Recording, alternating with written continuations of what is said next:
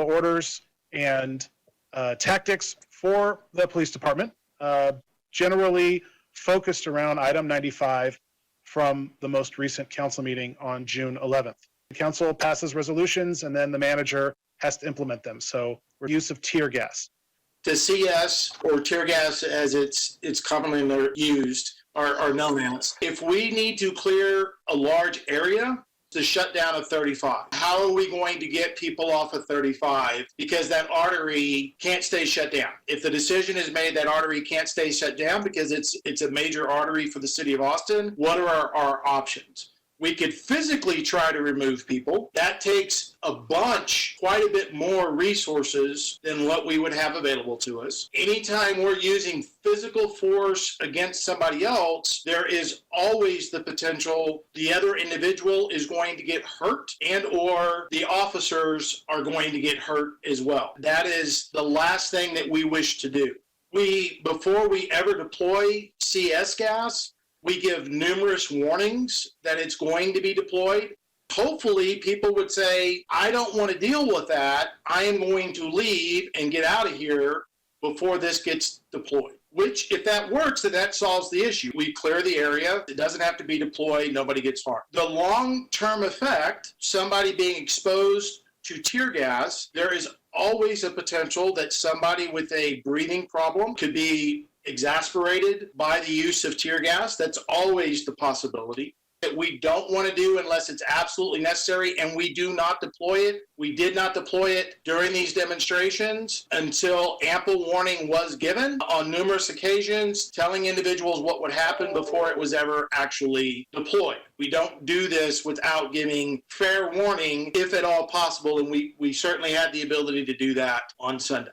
Every situation that we deal with is never all the same. So you need to have a variety of options at your disposal if the other things that you have tried have not. We would love to come up on 35 or whatever and explain to people, we need y'all to move because of X, and people comply with that. But sometimes they do, quite often they don't. If they don't, then what are the various different levels that we have that are available to us? It will not create the majority of individuals a lasting injury. That is what we want. We don't want to do that if at all possible. Basically activates a specific pain receptor in your body. It's the same one that's triggered when you eat wasabi, except CS is like 100,000 times more strong than when you eat wasabi. Yeah, it can lead to increased susceptibility for any respiratory disease, but especially given the current situation, coronavirus is the one that we're most concerned with.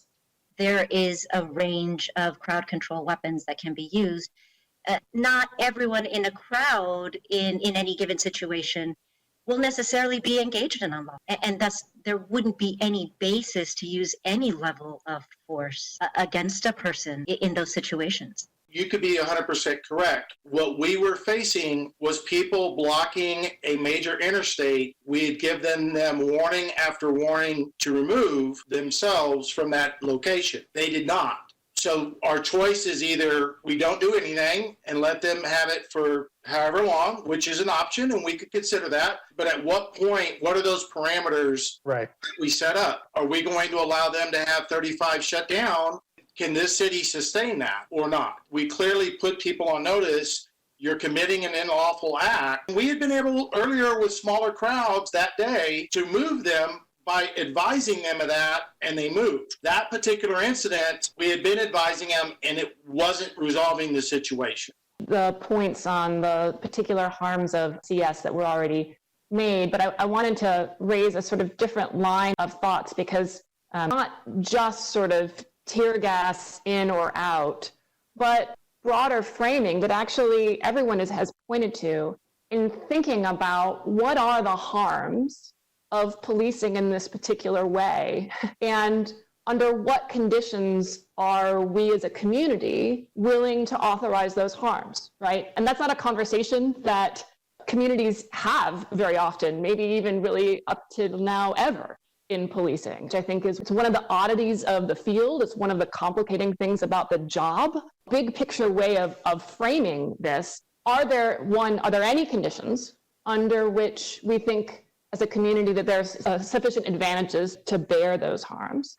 Maybe the answer is no. Maybe the answer is, well, there are a few, but we don't think that opening up a major artery is one of those benefits that would outweigh the harms generated, right?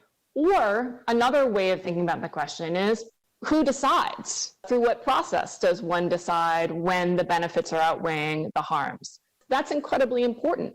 Thinking about a different design for that decision-making process is also something that should be on the table. Think about a place like Louisville, for example, which has gone to, this has to be something that's done only with the highest level of deliberation, that it wouldn't be done based on the say-so of someone sort of in the heat of the moment in the field. But we can say that with certainty, even though we can't say with certainty that it never, ever gets used. In debating the question of the use of this tool, having the debate in a way that says we need to take account of the harms and think about what benefits we're getting. We're certainly getting some. Are there enough? Are there enough ever? And are there enough in this particular instance? There's so many different scenarios that we send our officers into every day. I think after doing the job about 5 years, I felt really, really comfortable of saying, okay, I've got this set of tools and I'm going to show up to a call with a bunch of strangers and then try to best use my skills and my tools to get the safest resolution for everybody. You know, we know the risks. Maybe rewards is not the right word, but we know the why that policing has gone to use some of these tools. And then what's that balance look like? I want the folks that we represent to know, like, what's expected of you, very, very clear, very concise. That way our folks can go out and do the job and do it to the high level that I know that our people can do it. Specifically in regards to the use of chemical irritants or chemical agents, it probably hadn't happened in many, many years. I think it's important for folks to remember that it's almost an outlier in the use of CS. And it probably gets far more use in open air barricaded subject situations. So barricaded subjects where we have someone truly barricaded inside a structure for whatever reason, our officers are going to eventually either go in and get that person, coax them out of that structure. We call them open air barricades where people are armed, say they're armed, they're out in the open, but we're going to treat them like they're barricaded because we don't want to force a deadly force situation by pressing in too closely or too quickly. Treat it like that person's barricaded. Situations like that where you have people that are out in the open, that we're going to respond to. We're not just going to leave people in this crisis situation that are claiming that they want to hurt themselves or hurt other people. Does the benefit of potentially taking a person into custody without having to use lethal force, does that outweigh a potential long-term? I know this is going to break down your mucous membrane. That might. We might, as an organization and as a community, say, okay, we would rather break down your mucous membrane than be forced into a deadly force situation. So I know we're kind of hyper-focused on using it in crowd control situations, but I just want everyone to recognize there's lots of other situations where the use of chemical irritants are used far more frequently than what we saw on the highway. Necessary for self-defense, defense of others against a deadly threat or threat of serious bodily injuries, and no other reasonable alternatives exist. That seems like a very broad, open to interpretation statement. How, if any of the officers want to weigh in, how do you feel you've been trained on use of force, this use of deadly force moment in your current training? I think we're all in agreement, whether you're a police officer or not a police officer, and what that specifically states. I know that Tennessee versus Garner specifically outlines, which is a Supreme Court case law that outlines how that deadly force is used in that section that you wrote there about anyone fleeing on foot or in a vehicle that doesn't pose a significant risk of death or serious bodily injury to the officers or anyone else. We're all in agreement with that. Our use of force policies dictate how our force is used and gives us situations on when it's used and how we can use that force. So it's important to recognize the Austin Police Department does have guidelines in place for that. And I think we're all in agreement with that being there, that it should only be used in those specific situations. I think that the Academy also does a really great job at, educating us and showing us. Obviously, we are being trained for a worst case scenario. So they try to put us through different situations to try to understand what would happen or what kind of situations would dictate. Obviously, on top of the experience you will get as an officer as you actually go and start working the streets. Includes the experience of the officers responding to those calls, because you are going to get to those calls where you think about what's going to happen. You're driving and you only have seconds to make a decision as to what's going to occur. And it could be as simple as the guy's going to take off running to the guy's going to pull out a gun. It could be anything. Those are the situations that you have split seconds to decide what kind of force is necessary, if any. I have no inside knowledge of what happens in the training academy. All I can see, like anyone else in the general public, is the policy. And something that I think I might be hearing, which is interesting and good if I'm hearing it correctly, is that really actually the training given in the academy might well be consistent with sort of the words of this policy. In other words, or the words of the resolution, I'm sorry.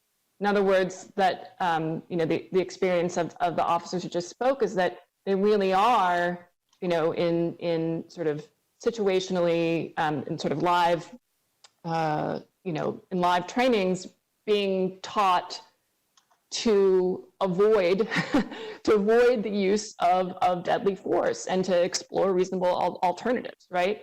That deadly force is a last resort. That being said, and so if that's what the training is, that's important and great and should remain the training.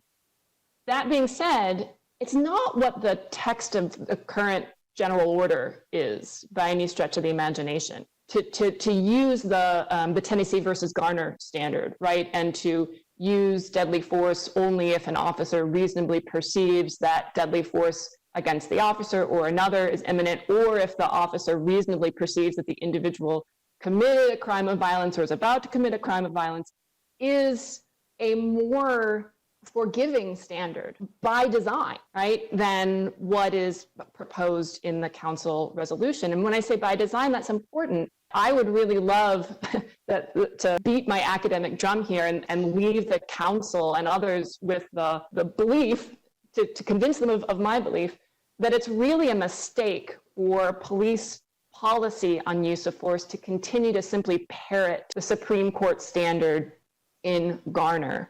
Or in Graham, which it does in other places. And that's because when the Supreme Court said, here's how we're going to review police force, they did it with cautiousness about whether they could really dictate the tactics that are best used by police in the situations in which they find themselves. Police departments themselves are not, unlike the Supreme Court, poorly positioned to be giving clearer direction on tactics. And I think police departments, although in the past have tended, like APD, to sort of incorporate Supreme Court case law into their policies and call it a day, increasingly you do see departments moving away from that approach and requiring as a matter of policy that the use of deadly force not just not fail, but actually do what's more optimal. You look at Camden, for example, which recently overhauled its use of force policies and went to deadly force as last resort only, requirement of use of de-escalation where reasonably necessary. You look at California, right, which across the state now, its police departments are revising their policies in accordance with the change in California law, which authorizes deadly force only when necessary. So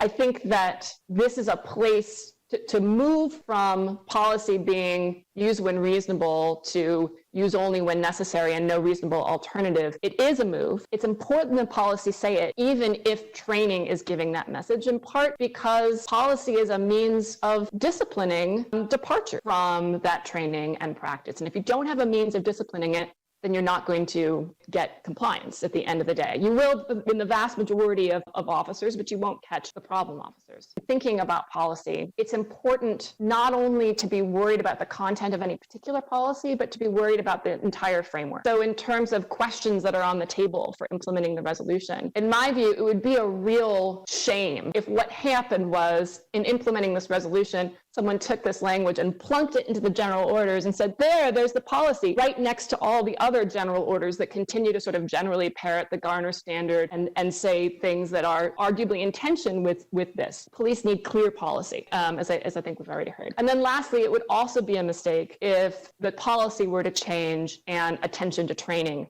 wasn't closely paid, because words like necessary, reasonable, alternative do not mean one thing. Police need to be trained on what is a reasonable alternative and when is it necessary. So training remains really critical. What we really need to be mindful of is de-escalation, right? And we've heard this a lot recently. What sort of training on de-escalation happens is effective.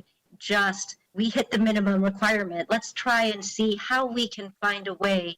Situations, some which might be fraught from the get-go, some which might not be, right? How do we go about, what steps do we need to take? What do we need to do to prevent the use of force in the first instance, preventing the use of deadly force, right? And de-escalation is mentioned in the resolution a couple bullet points down.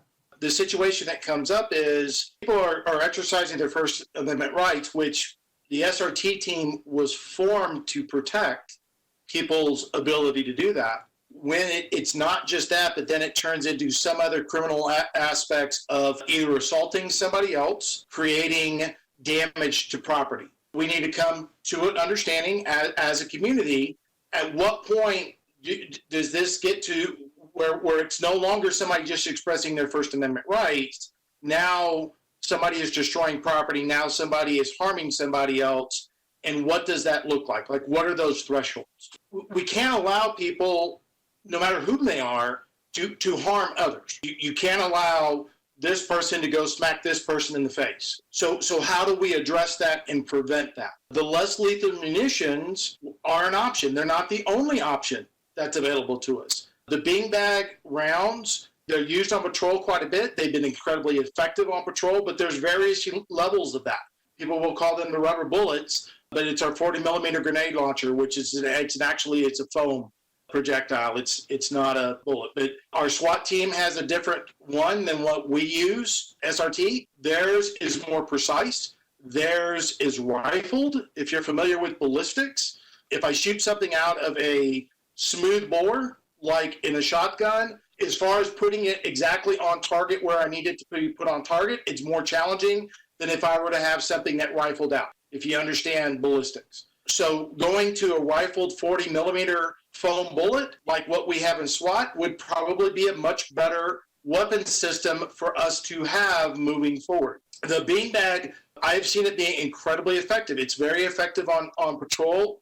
Usually when you're dealing with somebody who may be in a mental crisis, who may be attempting to harm themselves or other, I've seen it used multiple times where people will have an edged weapon and either be attempting to harm themselves or attempting to harm somebody else. It's an effective tool to give distance between the officer and other citizens and the person who may be trying to harm themselves. But it is only effective is once it is deployed, you can send the resources in to place that person into custody themselves anymore. That is a proper way to use that device moving forward. It has its applications. We would never deploy that at people who are just expressing their First Amendment rights unless individuals that are doing that are also attempting to try to harm others, and their action needs to be stopped. That was the reason that it was deployed. First Amendment rights does not include the destruction or harm to others. That's not what's in the First Amendment. But when are we talking about a crowd control moment, and when are we talking about an individual call, which it seems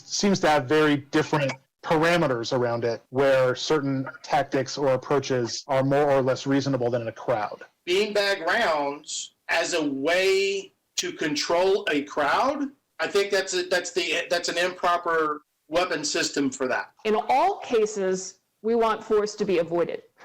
It's like zero force. If there is to be any force, we want the least force that can be used. And we certainly want in all instances to avoid deadly force if it can't possibly be avoided. De-escalation assumes that there is a range of force techniques that can be distinguished from each other and that can be used if necessary to avoid the more serious one.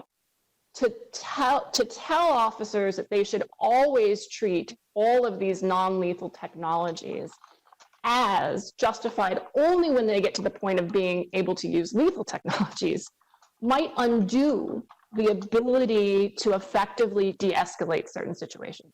So policy does indicate that could potentially be a lethal situation, but it says that it's less than likely to. So policy does indicate that, on top of obviously us having to be aware of what a less lethal does. So those are already situations or information that's already established by the department to the officer. So we are aware of those potentials. Same thing with taser. We know that it could cause serious injury as well, but it's also less than likely. And all those are established obviously on policy, but on top of that, they are drilled on to us as well. So there's de-escalation and there's escalation avoidance, and one is much more effective than the other. In the case that Officer Crumrine brought up in terms of someone having a mental health crisis and where they're posing an imminent threat to themselves, that should not be we can accomplish escalation avoidance in terms of just having a separate body of mental health officers that are going out without weaponry, et cetera, not even having less lethal beanbags or anything on them. As for,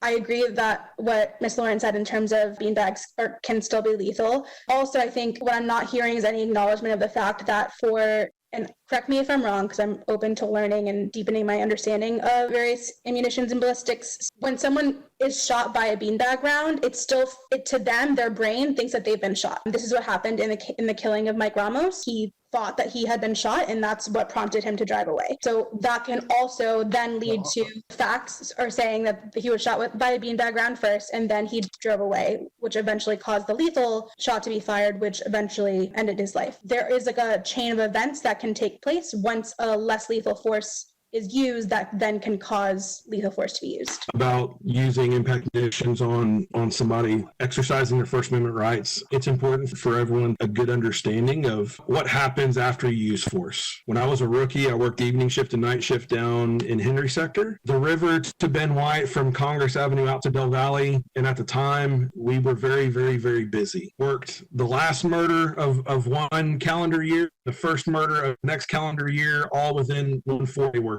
period. I've worked tons and tons and tons of violent crimes as a patrol officer, put into situations where you have to use force. It's the nature of the job. I only say that to say that, unfortunately, as a patrol officer, I've documented my use of force many, many times, and I want you guys to have a good understanding of what happens on the back end. When things calm down, when everyone's back to being as safe as possible, what happens? So officers are required to document their force, and that goes off for a review. Understanding that it's going to be reviewed, it's by 2 different commanders at your first line supervisor level. It's going to be reviewed at the lieutenant level. It's going to be reviewed by your initial commander. It's going to go off for a peer review.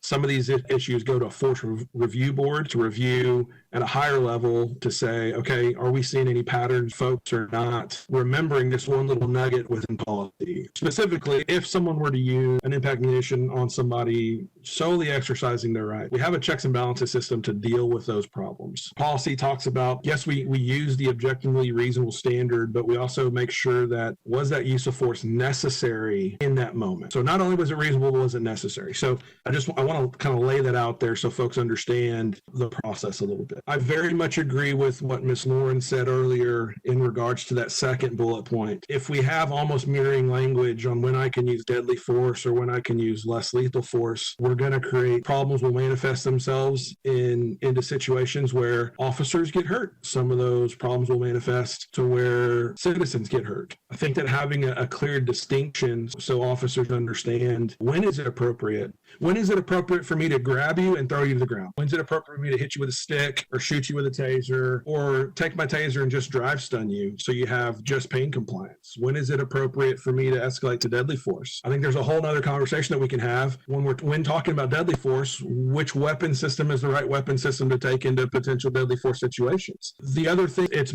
too deep of a conversation probably to have today, but at some point that we unpack the force continuum that the Austin Police Department kind of operates under is the DRRM, right? The dynamic response resistance model that for years we talked about like a ladder where, your officer presence was your first kind of step in the ladder.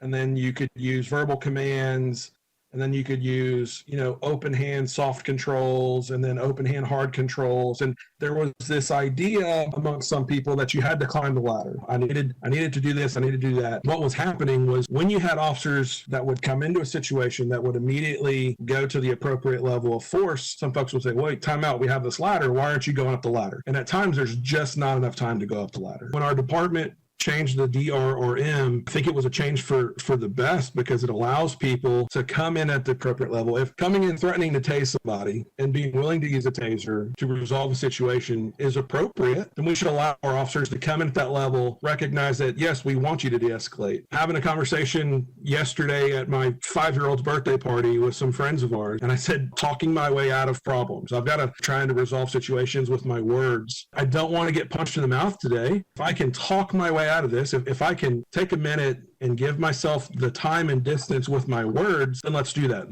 Not everything needs to be rushed into. And understanding that vast majority of your officers, once they get on the streets and once they're with an FTO and once they're learning the job, we have the ability to explain to people, yes, we have these options. Sometimes the threat of that option is all that you have to do. We can continue to de-escalate. I was part of the APA's leadership at the time that our de-escalation policy was formally enacted. And I remember having a group conversation with some activists, and I told them, I said, de-escalation is copping 101. That's every single call that you go to. If you remotely know what you're doing, you should be de-escalating from the moment that you arrive until you leave. Senior guy on a junior shift, and I would tell him, guys, your number one goal when you get there is to slow everything down, calm everything down. Figure out what's my problem, work through my problem as safely as possible. There are definite times, in my opinion, it's appropriate to use the taser because it's going to help an officer to quickly take someone into custody, particularly in situations where they might be by themselves. Pepper spray. I hate pepper spray. Working down on 6th Street gave me a hate for pepper spray that I didn't think that I had possible because I've been exposed to it so many times. I can count on one hand the number of people that I have tried to pepper spray, some of them very unsuccessfully. But with that understanding, having the option to use it in certain situations, I think is very important. It's very tough for me to even think about a situation that would be a deadly force situation where I would remotely go for pepper spray. And then the last line in that bullet of having all reasonable alternatives being exhausted, it goes back to the DRRM and realistically, and again, Jimmy, like we talked about the other day, I'm happy that we're having these conversations because I think it's important for you and your fellow council members to understand that I don't know that that's reasonable. I don't know it's reasonable for us to tell an officer, you have to do everything else before you decide to tase somebody. Talking about these mental health calls, de-escalation versus escalation avoidance, because that's a phrase that I had never heard before, right? And it's something I want to dive into. In my opinion, that's where we should be spending our time trying to understand, do we not want to use force? Do we not want to respond to these calls? Do we not want to, how do we unpack that? But saying you have to do everything else in your power before you use this less lethal option my fear is that it will push officers to not use less lethal options. And the reason that those options exist is because people in the community were tired of having lots of negative outcomes. And they went to business to say, how can we give officers more time, more distance, and the ability to utilize cover better, lower the number of negative outcomes? I don't want us as a community to regress to where I have my person, I show up, I'm an agent of the government, I'm Officer Villarreal, and then I have my words, and then I have nothing else other than deadly force.